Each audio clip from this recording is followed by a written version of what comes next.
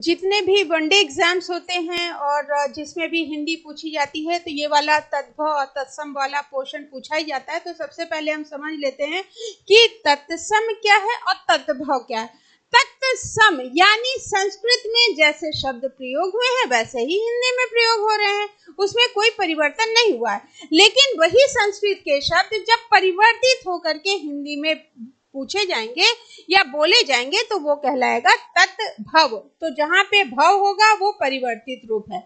अब ऑप्शन में है घृत घी, उष्ण ऊंट, त्वरित तुरंत, तिक्त तीता। उठ लिखा है ऊंट, त्वरित तुरंत, तिक्त तीता।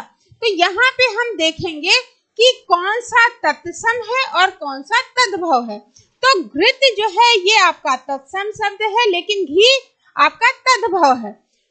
उठ ये और ऊंट त्वरित तत्सम शब्द है, तुरंत तद्भव शब्द है, तिक्त तत्सम शब्द है, तीता तत्भव शब्द है।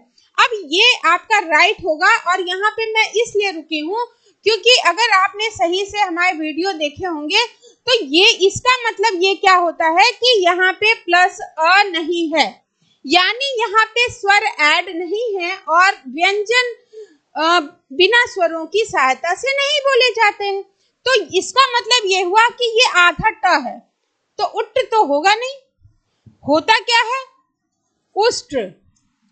यहाँ पे बेटा र लगा है, ठीक है।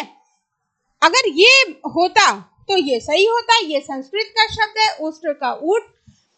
तो ये वाला यहाँ पे युग्म त्रुटि पूर्ण है, ठीक है। तो इस तरह से आपको चीजें देखनी होंगी किसका क्या मीन्स है और सही से पढ़ेंगे तो इस तरह के क्वेश्चन आपके गलत नहीं होंगे और पूरे के पूरे मार्क्स लाने की इसमें संभावना बढ़ जाएगी।